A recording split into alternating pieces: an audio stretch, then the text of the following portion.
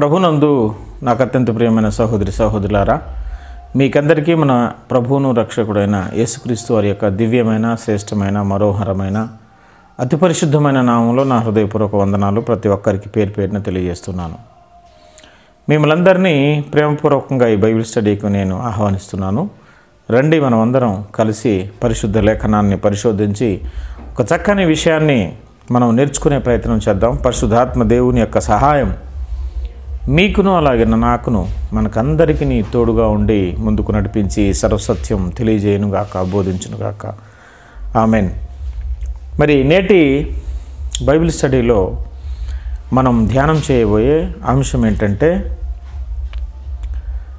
యేసుక్రీస్తు వారు ఈ లోకాన్ని లోకంలో ఉన్న సమస్తమును, అంటే లోకమును అనగా లోకంలో ఉన్న సమస్త మానవాళిని ఎంతో ప్రేమించాడు అని బైబిల్ గ్రంథం చెప్తూ ఉంది. ఎంతగా ప్రేమించాడు అని అంటే, ప్రేమకు పరాకాష్ఠ స్థాయి ఏది అని అంటే ప్రాణం ఇవ్వటం. ప్రాణం ఇవ్వటం కంటే ఎక్కువైన ప్రేమ చూపించేది ఏది లేదన్నమాట. ఒక వ్యక్తిని నేను ప్రాణంగా ప్రేమిస్తున్నాను అంటాం కదా, అతని కొరకు ప్రాణం పెట్టడమే ప్రేమకు పరాకాష్ఠ అన్నమాట, అల్టిమేట్ అన్నమాట, ఇంకా క్లైమాక్స్. ఇంకా అంతకు మించి ఒక వ్యక్తిని ప్రేమించడం సాధ్యపడదు. ప్రాణం ఇచ్చేంతగా ప్రేమించడమే అల్టిమేట్ అన్నమాట. యేసు ప్రభు వారు ఈ లోకంలో ఉన్న ప్రతి మనిషిని ప్రేమించాడు. ప్రేమించడం మాత్రమే కాకుండా వారందరి కోసం, వారి పాపముల కోసం, వారి శాపముల నుంచి, వారి మరణ బంధకాలను మరి తెంచి నరకాగ్నిగుండము నుంచి మానవ జాతిని కాపాడటానికి, రక్షించటానికి ఏకైక మరి మార్గముగా, సత్యముగా, జీవముగా ఈ లోకానికి ఆయన వచ్చాడు, మనకందరికీ తెలుసు. అయితే ఆ మాటను ఒకసారి మనం పరిశుద్ధ బైబిల్ గ్రంథంలో నుంచి కూడా చూద్దాం. యోహాను సువార్త 3వ అధ్యాయం 16వ వచనం అందరికీ బాగా తెలిసినటువంటి వచనం. దేవుడు లోకమును ఎంతో ప్రేమించెను అనే మాట ఉంది. దేవుడు లోకమును ఎంతో ప్రేమించెను అంటే లోకంలో ఉన్న ప్రతి వ్యక్తిని దేవుడు ప్రేమించాడు. వాడు పాపి అయినా, మంచివాడైనా, ఎవరైనా సరే, మనుషులందరూ పాపులే అనుకోండి, అది వేరే సంగతి. ప్రతి ఒక్కరిని దేవుడు ప్రేమించాడు. ఆయన ప్రేమలో ఎలాంటి కల్మషము లేదు, ఎలాంటి స్వార్థము లేదు, ఎలాంటి ఆశ లేదు. అంటే ఏదో ఆశించి ప్రేమించట్లేదు. మన నుంచి తనకేదో లాభం కలగాలని మానవ జాతిని ఆయన ప్రేమించలేదు. ఆయన ప్రేమించడం ద్వారాగా మన వలన ఆయనకి లాభం కలగకపోగా మనకందరికీ గొప్ప లాభం కలుగుతుంది. అదేంటంటే నరకాగ్నిగుండం నుంచి మనం తప్పించబడతాం. దేవదూతలు ఉండి నివసిస్తూ ఆనందపడుతున్నటువంటి ఆ గొప్ప పరలోక రాజ్యమును, ఆ మహిమ కలిగిన రాజ్యమును, ఆ నిత్య రాజ్యమును మనం స్వతంత్రించుకుంటాం, హక్కుదారులం అవుతాం, దేవునికి వారసులం అవుతాం మనం. అటువంటి గొప్ప ధన్యత, భాగ్యం ఆయన మనలను ప్రేమించడం ద్వారా మనకు కలిగింది. ఆయన మనల్ని ప్రేమించడం ద్వారా మన వలన ఆయనకి ఎలాంటి లాభం లేదు, కానీ మనకెంతో లాభం ఉంది, మనకెంతో మేలు జరిగింది, మనకెంతో ఆశీర్వాదం వచ్చింది. దేవుడు లోకాన్ని ప్రేమించాడు. లోకంలో ఉన్న ఒక జాతిని కాదు, ఒక వర్గాన్ని కాదు, ఒక దేశాన్ని కాదు, ఒక ప్రాంతాన్ని కాదు, దేశంలో ఉన్న సకల మానవులను దేవుడు ప్రేమించాడు. ఈ విషయం మొట్టమొదటిగా మనం గుర్తుపెట్టుకోవాలి. ఆయన ప్రేమలో ఎలాంటి స్వార్థము లేదు, ఎలాంటి partiality, there is no partiality in his love. ఎలాంటి పార్షియాలిటీ లేదు. మానవులందరినీ ఆయన సమానంగా ప్రేమించాడు.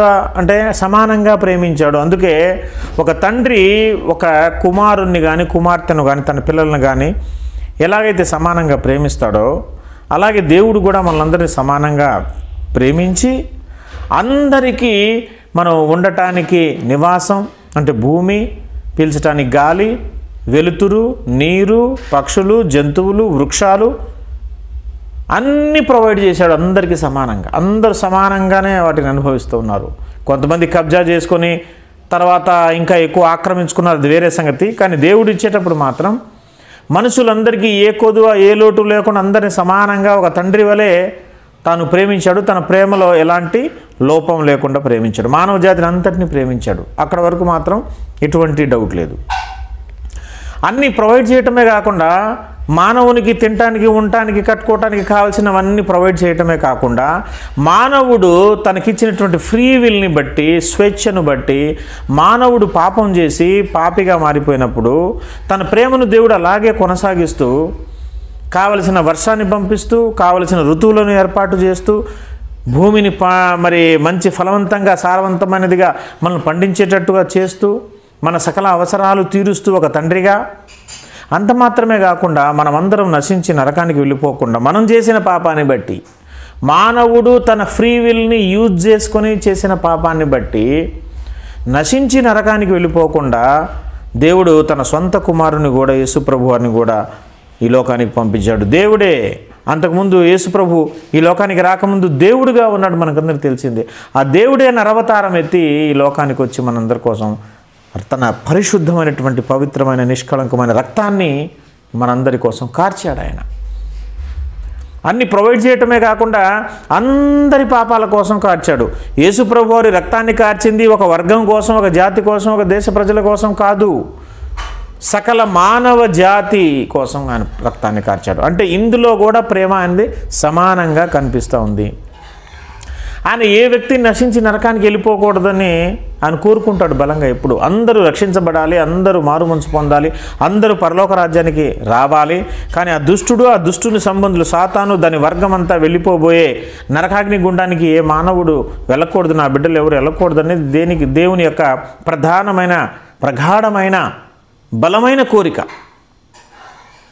కానీ మానవులందరూ వారికి స్వేచ్ఛ ఉంది కాబట్టి, ఫ్రీ విల్ ఉంది కాబట్టి ఆ స్వేచ్ఛను బట్టి మరి చెడ్డ మార్గాల్లోకి అందరూ వెళ్ళిపోతూ చెడు కార్యాలు జరిగిస్తూ దేవునికి విరోధులుగా బ్రతుకుతున్నారు. కావాలని నరకాగ్ని గుండాన్ని కోరుకుంటున్నారు. అయితే దేవుడు అందరినీ ప్రేమిస్తున్నాడు కదా, అందరినీ ప్రేమించి అన్ని ప్రొవైడ్ చేశాడు, అందరి కోసం రక్తాన్ని కార్చాడు కదా. అయితే ఆ రక్తాన్ని ఆశ్రయించిన వారు కొద్దిమందే, ఆ రక్తమును ఆశ్రయించని వారు, దేవుని మార్గంలో కాకుండా తమకు నచ్చిన మార్గంలో తిరుగుతున్న వారు లోకంలో చాలామంది ఉన్నారు. వారిని మనం రక్షణ పొందని వారు అంటున్నాం, సంఘమునకు వెలుపటి వారు అని పిలుస్తున్నాం, దేవునికి విరోధులు, శత్రువులు అని పిలుస్తున్నాం. ఎందుకంటే దేవుడిచ్చిన ఆ గొప్ప అవకాశాన్ని వినియోగించుకోకుండా, రక్షణలోకి రాకుండా వారి ఇష్టానుసారం తిరుగుతున్నారు. వారికంటే దేవుడు ఇంకా ఎక్కువగా ప్రేమించే వ్యక్తులు ఎవరు అనంటే తన రక్తమును ఆశ్రయించిన వారు, రక్షణను పొందుకున్నవారు, తానే నిజమైన మార్గమని తెలుసుకున్నవారు, నిజమైన దేవుణ్ణి వెతికి పట్టుకొని వెంబడిస్తున్నవారు ఎవరైతే ఉన్నారో, ఆయన రక్తంలో కడగబడిన జనాంగం ఏదైతే ఉన్నదో వారిని దేవుడు ఇంకా అత్యధికముగా ప్రేమిస్తున్నాడు. ఈ మాట నోట్ చేసుకోవాలి మనం. దేవుడు అందరినీ సమానంగా ప్రేమిస్తున్నాడా అని అంటే సమానంగా ప్రేమిస్తున్నాడు. ఎక్కడి వరకు? There is a limit for that. ఎక్కడి దాకా అది అని అంటే మానవును సృష్టించటం, కావలసినవన్నీ తండ్రిగా ప్రొవైడ్ చేయటం, వారు నరకాగ్నికి వెళ్ళిపోతున్నారని తెలుసుకొని తన రక్తాన్ని కార్చటం, వారు మారుమనసు పొందాలని కోరుకోవటం, ఇంతవరకు అందరికీ సమానమే. కానీ ఇంతకు మించిన ప్రేమ, అంతకంటే ఎక్కువ ప్రేమ ఒక వర్గం పట్ల ఆయన చూపిస్తున్నాడు.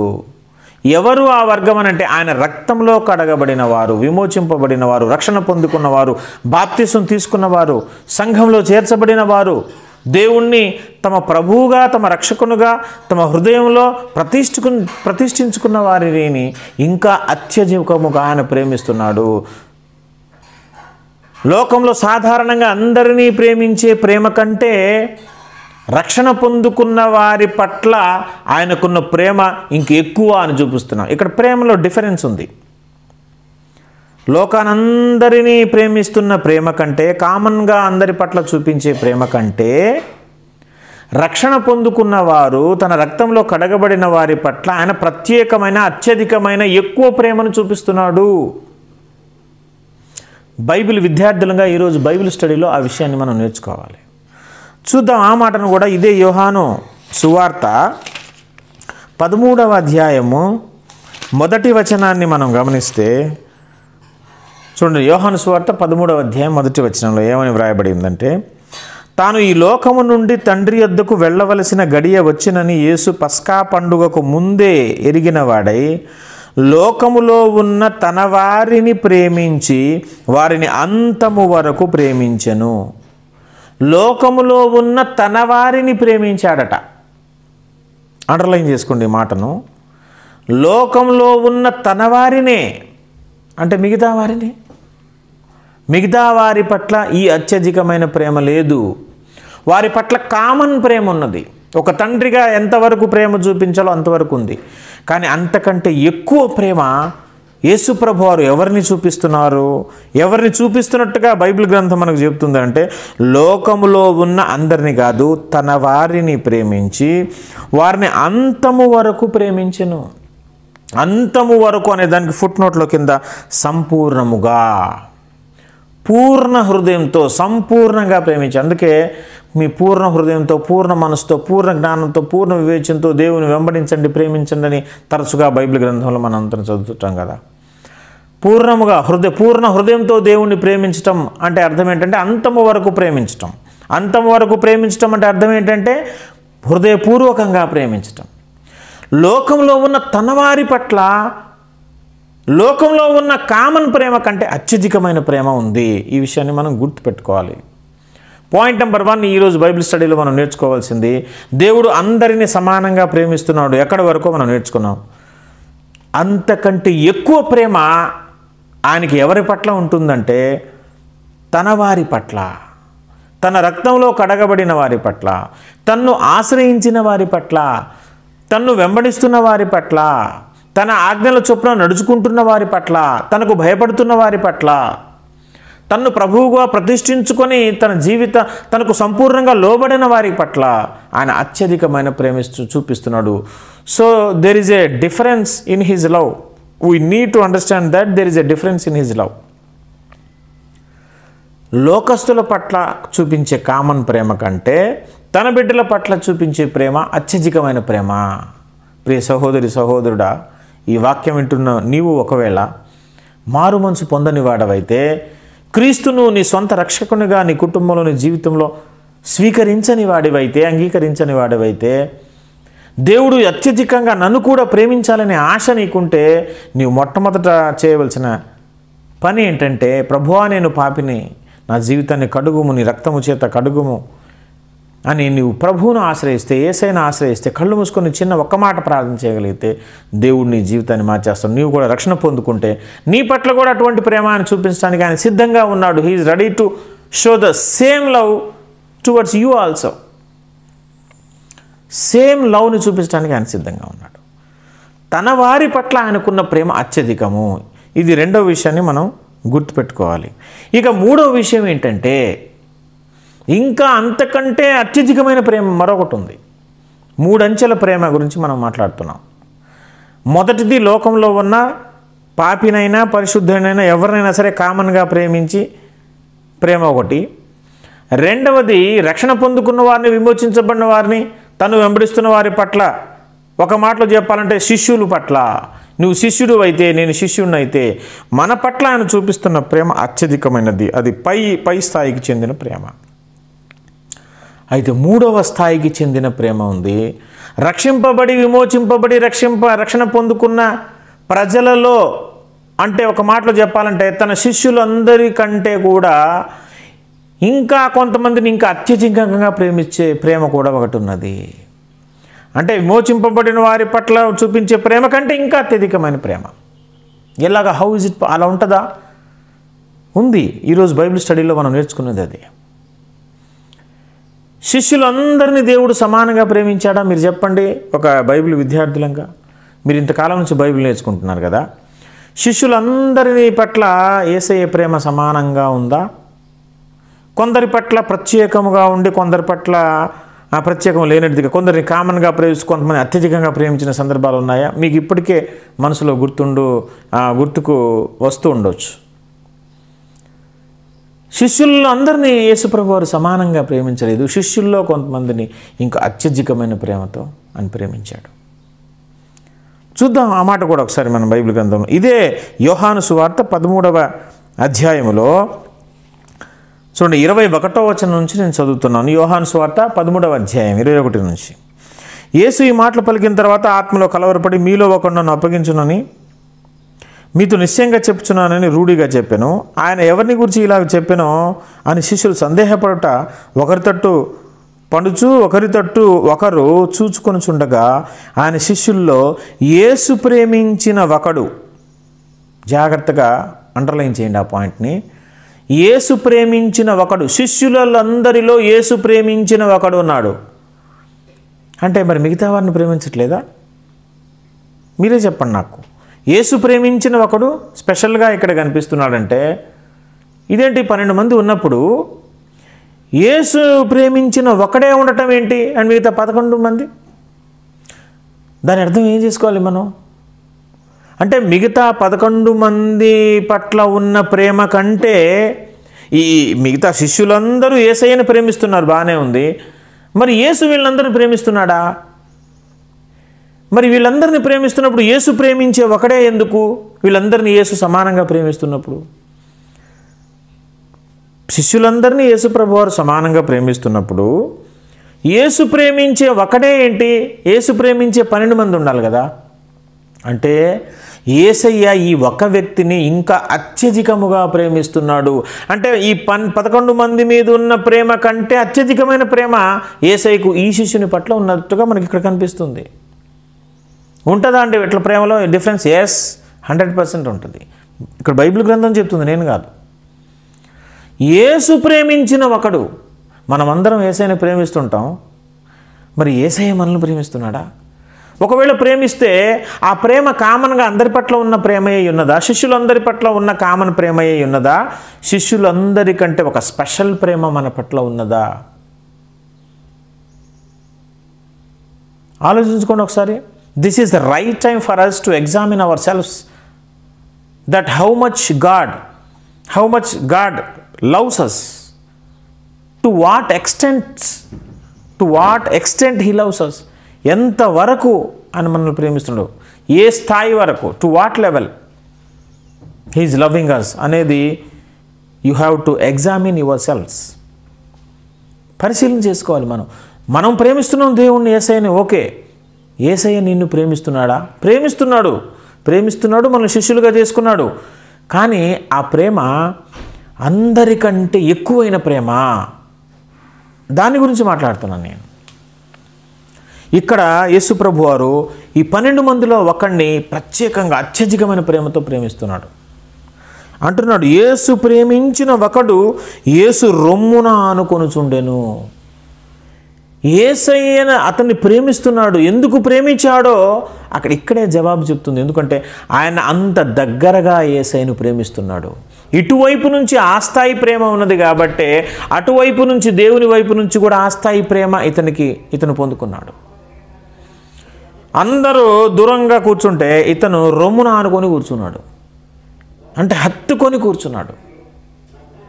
అంటే పక్కనే ఉన్నాడు. ఎంత ప్రేమ ఉంటే ఆ పక్కనే ఉండి మెయింటైన్ చేస్తారని చెప్పండి. యేసయ్యను అతను హృదయపూర్వకంగా అంతగా, అంటే లోకంలో తన వారందరికంటే, తన కుటుంబీకుల కంటే యేసయ్యను ఎక్కువగా ప్రేమిస్తున్నాడు, ఆనుకొని హత్తుకొని జీవిస్తున్నాడు. కాబట్టి అతని పట్ల యేసయ్యకు అంత ప్రేమ ఉండి ఉన్నట్లుగా మనం ఇక్కడ అర్థం చేసుకోవాలి. ఎంత ఆ మాట నాకు నిజంగా చాలా ఆశ్చర్యం అనిపించింది. యేసు ప్రేమించిన ఒకడట. అయితే అతను రొమ్మున ఆనుకొంచుండెను గనుక ఎవరిని గూర్చి ఆయన చెప్పానో అది తమకు చెప్పుమని సీమోను పేతురు అడిగి సైగ చేశాడు. అదేంటి, వీళ్ళందరూ అడిగితే చెప్పడా యేసుప్రభు వారు? చెప్పడు కాబట్టే కదా పేతురు గారు చిన్నగా ఆ రొమ్ము పక్కన ఉన్నటువంటి, ఆ రొమ్మున ఆనుకున్నటువంటి యోహానుకు చెప్తున్నాడు, యేసయ్యను అడుగు, ఎవరో చెప్తాడు, అడుగు. ఎందుకు వీళ్ళందరూ ఆయన్ని అడుగుతున్నారు అంటే ఆయన అడిగితే చెప్తాడని అంత నమ్మకం అన్నమాట. ఆయన అడిగితేనే ఎందుకు చెప్తాడు? ఆయన అందరికంటే ఎక్కువగా ప్రేమిస్తున్నాడు కాబట్టి సీక్రెట్స్ అన్ని ఆయనకే చెప్తాడు. మరి మనం కూడా అంతే కదా. మనం ఎక్కువగా ఎవరిని ప్రేమిస్తున్నామో వాళ్ళు ఏది అడిగినా మనం కాదనం, దాచుకోకుండా సమస్తం చెప్పేస్తాం. ఎందుకంటే వారి పట్ల మనకు అంత ప్రేమ ఉంటుంది, అంత నమ్మకం ఉంటుంది.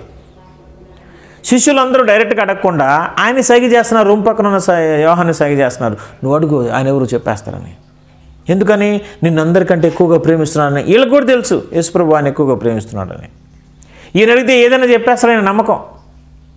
అడుగుమని చెప్తే ఆయన అడిగాడు.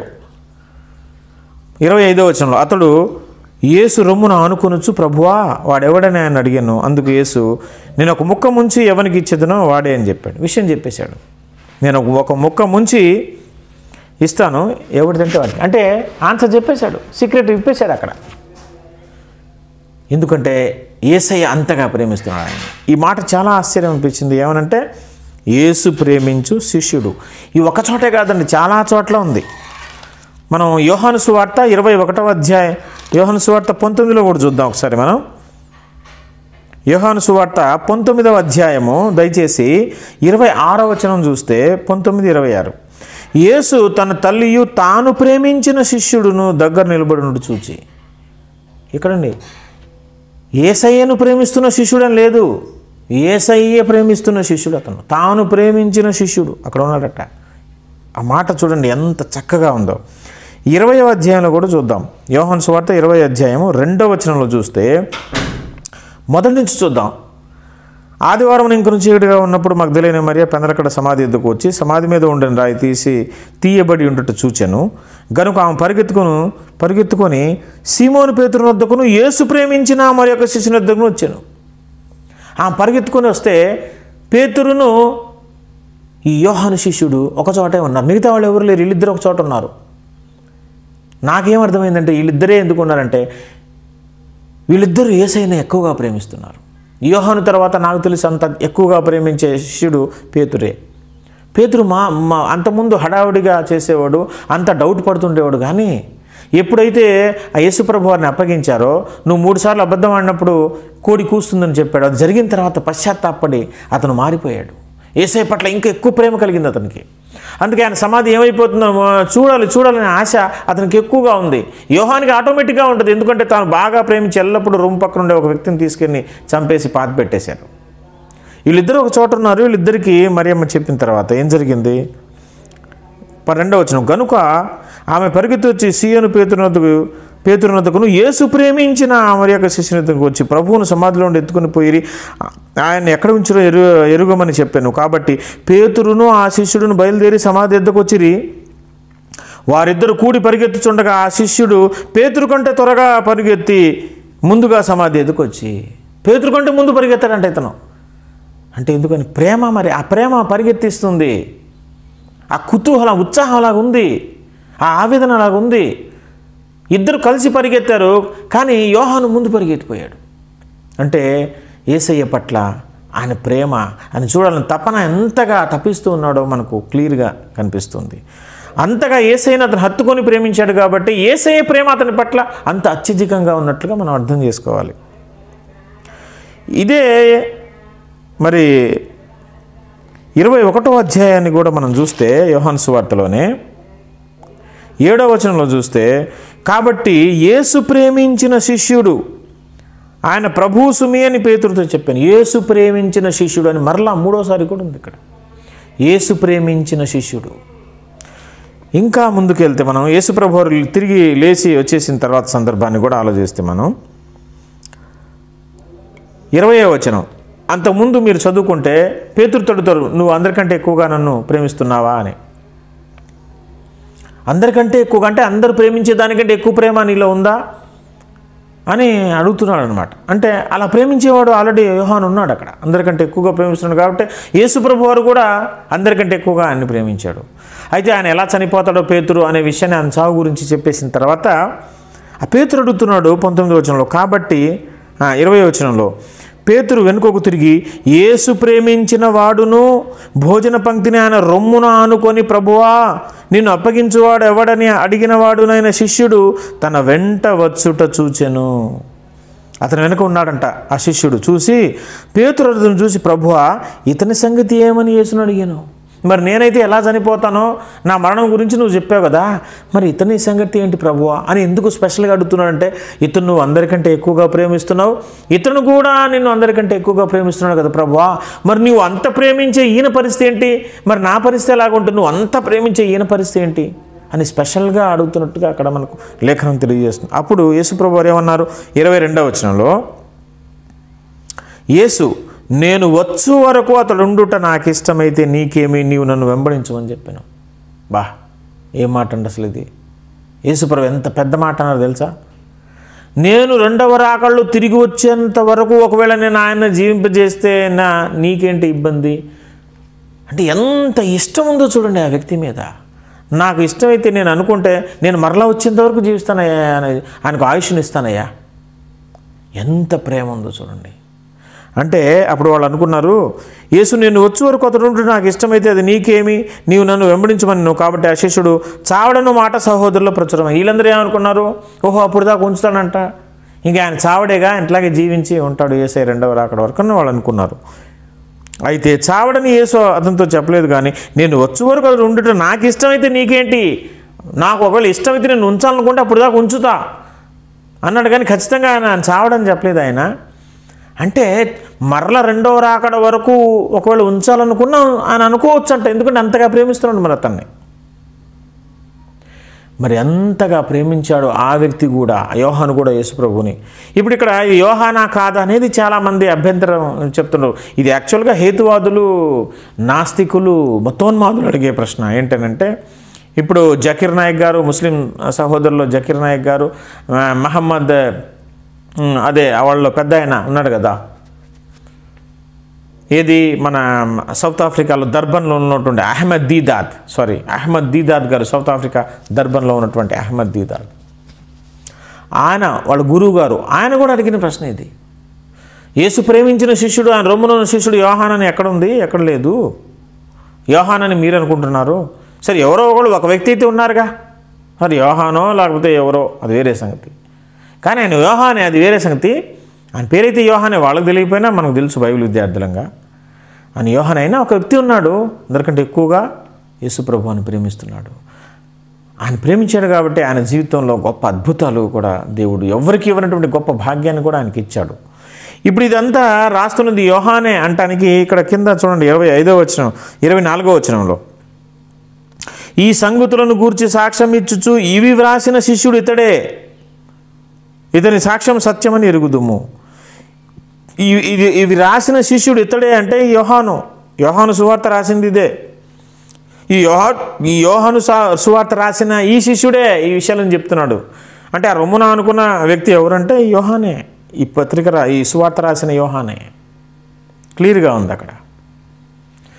యోహాను అందుకే దేవుని మీద, యేసయ్య మీద అంత ప్రేమ ఉంది కాబట్టి అతనికి ఆయన ఏం చేశాడు, ఇగో యోహాను సువార్త మాత్రమే కాకుండా 3 యోహాను పత్రికలు, అలాగే ఒక ప్రకటన గ్రంథం, మొత్తం 5 గ్రంథాలు, 5 గ్రంథాలు రాశాడు యోహాను. యేసయ్యను అత్యధికంగా ప్రేమించిన యోహాను రాసిన గ్రంథాలు 5. ఆ 12 మంది శిష్యుల్లో ఏ శిష్యుడు కూడా ఇన్ని గ్రంథాలు రాయలేదు. మీరు మనకందరికి తెలిసిన విషయమే. చూడండి ఎవరైనా రాశారేమో. 5 గ్రంథాలు రాసిన శిష్యులు ఎవరైనా ఉన్నారా? ఎవరు లేరు. పౌలు గారు పత్రికలు రాశారు, 14 పత్రికలు, అది వేరే సంగతి. ఆయన శిష్యుల్లో 12 మంది శిష్యుల్లో ఒకరు కాదు కదా ఆయన. నేను మాట్లాడేది 12 మంది శిష్యుల గురించి. ఆ 12 మంది శిష్యుల్లో ఇతను ఎంత ప్రేమ ఉంటే యేసయ్య మీద 5 గ్రంథాలు రాశాడు. అందులో పరలోకంలో ఉన్న ఆ పరలోకపు ఆ ప్రత్యక్షత కలిగిన భక్తుడు యోహాను గారు మరి ఆత్మలో ఎత్తబడి పరలోకానికి వెళ్ళి రాజదర్బారును చూసి, అక్కడ ఆ పరలోక మహిమను చూసి, అక్కడ సంఘాన్ని చూసి, ఆ వాతావరణం చూసి ఎంతగా ఆశ్చర్యపోయాడో మనకు తెలుసు. ఆ గొప్ప భాగ్యం అతనికి కలిగింది. ఎందుకని? యేసయ్యను అంతగా అతను అందరికంటే ఎక్కువగా ప్రేమించాడు కాబట్టి. నా ప్రియమైన సహోదరి సహోదరుడా, నీవెలా ప్రేమిస్తున్నావు యేసయ్యను? అందరికంటే ఎక్కువగా నువ్వు ప్రేమిస్తున్నావా? అప్పుడు యేసు ప్రభు వారు కూడా నిన్ను అందరికంటే ఎక్కువగా ప్రేమిస్తాడు. అందరికంటే ఎక్కువగా ప్రేమించాలి అని అంటే మనం ఆయన్ను అంతగా ప్రేమించాలి. మనం ఆయన హత్తుకోవాలి. ఇక్కడ యోహాను చూస్తే ఆయన హత్తుకొని ప్రేమించినట్టుగా మనకు కనిపిస్తుంది. సంఘం కూడా ఎలాగుండాలంట? పరమగీతముల గ్రంథము, దయచేసి చూద్దాం ఒకసారి. పరమగీతముల గ్రంథము మరి 8వ అధ్యాయము 5వ వచనాన్ని చూస్తే, తన ప్రియుని మీద ఆనుకొని అరణ్య మార్గమున వచ్చున్నది ఎవరో తెలుసు కదా. అరణ్య మార్గం గుండా వచ్చేది ఇశ్రాయేలు సైన్యం. ఇప్పుడు దేవుని ఇశ్రాయేలు అయిన మనం ఈ లోక అరణ్యం గుండా ప్రయాణిస్తున్నటువంటి సంఘం ఎలా నడవంటే తన ప్రియుని మీద ఆనుకొని. యోహాను అదే కదా చేసింది. ప్రియ సహోదరి సహోదరుడా, నీ ఆధ్యాత్మిక అరణ్య యాత్రలో నీవు యేసయ్య మీద ఆనుకునే అంతగా నీవు ఆయన్ని ప్రేమిస్తే యేసయ్య కూడా నేను అలాగే ప్రేమిస్తాడు. ఆయన్ని ఆనుకొని హత్తుకునేంతగా మన ప్రేమ ఉండాలి. అయితే ఆయన ఆనుకోకుండా హత్తుకోకుండా చాలామంది మనల్ని ఏం చేస్తున్నారు అంటే ఆ ప్రేమ నుంచి ఎడబాపాలను చూస్తున్నారు. యేసయ్యకి దగ్గరగా బ్రతకనివ్వట్లేదు. బ్రతకాలని మనం ఆశపడుతున్నా మనం బ్రతకనివ్వకుండా దూరం చేస్తున్నారు. ఎన్నో చీకటి శక్తులు మనల్ని అభ్యంతరపరుస్తున్నాయి, ఆటంకపరుస్తున్నాయి. కుటుంబంలో ఉన్నటువంటి ఈ బంధాలు మనల్ని ఆటంకపరుస్తూ ఉన్నాయి. యేసయ్యకి దగ్గరగా బ్రతకాలని మనకు ఆశ ఉన్నా ఎన్నో మనల్ని ఆటంకపరుస్తున్నాయి. పౌలు గారు అయితే ఒక మాట అన్నాడు. పౌలు గారు ఏమన్నాడు తెలుసా? ఈ లోకంలో ఏది కూడా ఆయన ప్రేమ నుంచి నన్ను పక్కకు తీసుకొని ఎడబాపలేదు. రోమాపత్రిక 8వ అధ్యాయము చూడండి 35వ వచనం చూస్తే, రోమాపత్రిక 8:35లో చూస్తే, క్రీస్తు ప్రేమ నుండి మనలను ఎడబాపు వాడెవడు? శ్రమ అయినను, బాధ అయినను, హింస అయినను, కరువు అయినను, వస్త్రహీనత అయినను, ఉపద్రవమైనను, ఖడ్గమైన మనల్ని ఎడబాపునా? క్రీస్తు ప్రేమను మనల్ని ఎడబాపడానికి ఇవేమి పనికిరావు. అది ఎడబాపలేనంతగా మనం ఆయన హత్తుకొని ప్రేమించాలి. We have to cling to him. We have to cling to his bosom. ఆయన రొమ్ముని మనం ఆనుకోవాలి, హత్తుకుపోవాలి. ఖడ్గం వచ్చినా మన మధ్యలో ఖడ్గం పడినా కూడా మనం ఎడబాపకూడదు. కానీ యేసయ్యను నీ రొమ్మును యేసయ్య రొమ్మును విడదీయటానికి ఎన్నో బంధాలు అడ్డొస్తాయి, ఎన్నో శ్రమలు అడ్డొస్తాయి, ఎన్నో ఖడ్గాలు అడ్డొస్తాయి. గ్యాప్ వచ్చేసిందనుకో యేసయ్యకి మనకు ప్రేమ తగ్గిపోద్ది. మనకు ఆ ఖాళీ ఏర్పడకూడదు. యేసయ్యకి మనకి మధ్యలో గ్యాప్ ఏర్పడకూడదు. గ్యాప్ ఏర్పడిందంటే పాపం ప్రవేశించిందనే అర్థం. అందుకే మీకు నాకు మధ్యలో మీ పాపాలు నాకు అడ్డంగా ఉన్నాయంటాడు యేసుప్రభు వారు. మన పాపాలు వచ్చాయి, మనకు గ్యాప్ ఏర్పడిందంటే అది ఖచ్చితంగా పాపం అయి ఉంటుంది. పాపాలే యేసయ్యను మనల్ని విడదీస్తాయి, విడదీయటానికి ప్రయత్నం చేస్తాయి, చాలామందిని విడదీసేయి కూడా. కానీ పౌలు గారి ప్రేమ అలా లేదు యేసయ్య పట్ల. ఆయన ఏమంటే ఎంత స్థిరంగా ఎంత నిశ్చయత ఉందో తెలుసా? మరి నీకు అంత నిశ్చయత ఉన్నదా? ఆయన అంటున్నాడు, శ్రమ వచ్చినా, బాధ వచ్చినా, హింస వచ్చినా, అసలు తినడానికి కరువు వచ్చినా, అసలు నాకు బట్టలే వస్త్రహీనత వచ్చినా, ఉపద్రవం వచ్చినా, ఖడ్గం వచ్చేసినా అడ్డం, సరే నరికేస్తామని అడ్డం నిలబడినా కూడా అసలు నా యేసయ్య ప్రేమ నన్ను విడిచిపెట్టదు, నేను ఆయన విడిచిపెట్టను, సమస్య లేదంటున్నాడు. అంతటి గట్టి స్థిరమైన తీర్మానం తన జీవితంలో పౌలు భక్తుడు చేసుకున్నాడు. ఇంకా కిందకంటున్నాడు, అయినను మనలను ప్రేమించిన వాని ద్వారా మనము వీటన్నిటిలో అత్యధిక విజయం పొందుతున్నాం. మనల్ని ఆయన ప్రేమించాడు. కారణం ఏంటి? నేను ఆయన అంతగా ప్రేమించాను కాబట్టి. అటువైపు నుంచి ప్రేమ కూడా అలాగే ఉంది నా పట్ల. ఆయన నన్ను అంతగా ప్రేమించాడు కాబట్టి వీటన్నిటి మీద నాకు విజయం వస్తుంది అంటున్నాడు. మరణమైనను, జీవమైనను, దేవదూతలైనను, ప్రధానులైనను, ఉన్నవైన, రాబోవైన, అధికారులైన, ఎత్తైన, లోతైన, సృష్టింపబడిన మరి ఏదైనను మన ప్రభు అయిన క్రీస్తు యేసునందలి దేవుని ప్రేమ నుండి మనలో ఎడబాపు నేరవు అని రూఢిగా నమ్ముతాను. నేనైతే నమ్ముతున్నానండి. I believe that firmly. But what about you, my dear brothers and sisters? Do you have such kind of love like Paul వంటి ప్రేమ నీకున్నదా? అప్పుడు మాత్రమే దేవుడు మనల్ని అంతగా ప్రేమిస్తాడు. మనం కోరుకోవాలి, ఇష్టపడాలి. ప్రభువా, అందరికంటే నీవు నన్ను ఎక్కువగా ప్రేమించాలి. అలా అది జరగాలి అని అంటే మొదటగా నా వైపు నుంచి అటువంటి such kind of love I should show towards you. Such kind of love నీ పట్ల నాకు కూడా అలాంటి ప్రేమ కలిగి ఉండాలి. అందరికంటే నువ్వు ఎక్కువగా ప్రేమించాలి, నన్నే నువ్వు ఎక్కువగా ప్రేమించాలి, నేను కూడా నిన్ను అలాగ ప్రేమిస్తానని యేసయ్య కొంత దగ్గరగా మనం బ్రతకాలి. యేసయ్య ప్రేమ 3 అంచెలుగా ఉన్నట్లు మనం చూస్తాం. సాధారణంగా లోకంలో ఉన్న ప్రతి ఒక్కరిని ఆయన ప్రేమిస్తాడు. అది కామన్ లవ్. కానీ విమోచింపబడిన వారి పట్ల ఆయన అత్యధికమైన ప్రేమ. ఎందుకంటే తన మార్గంలో నడుస్తున్నారు, తన్ను ప్రేమిస్తున్నారు, తనకు సంపూర్ణంగా లోబడ్డారు, తనే మార్గమని నమ్మారు, మంచి మార్గం నడుస్తున్న నీతిమంతులకు బ్రతుకుతున్నారు. కాబట్టి వారి పట్ల ఆయనకి ఎక్కువ ప్రేమ ఉంటుంది. కానీ అందులో ఉన్న జనాంగంలో కూడా ఇంకా అత్యధికంగా ఆయనకు హత్తుకొని జీవించేవారు ఉంటారు. వారి పట్ల ఇంకా ఇంకా అత్యధికమైన స్థాయికి చెందిన ప్రేమ వారి పట్ల ఆయన చూపిస్తాడు. కాబట్టి ప్రేమలో అంచెలు ఉంటాయి. అది మనం యేసయ్య పట్ల కలిగి ఉన్న ప్రేమను బట్టి ఆధారపడి ఉంటుంది. దేవుడు ఈ మాటలు మన వినికిడిలో దీవించి ఆశీర్వదించునుగాక. మనం కూడా దేవుణ్ణి అలాగే ప్రేమించుదుముగాక. యేసయ్య ప్రేమ కూడా మన పట్ల అందరికంటే స్పెషల్గా ఉండునుగాక. ఆమెన్. అందరికీ వందనాలు.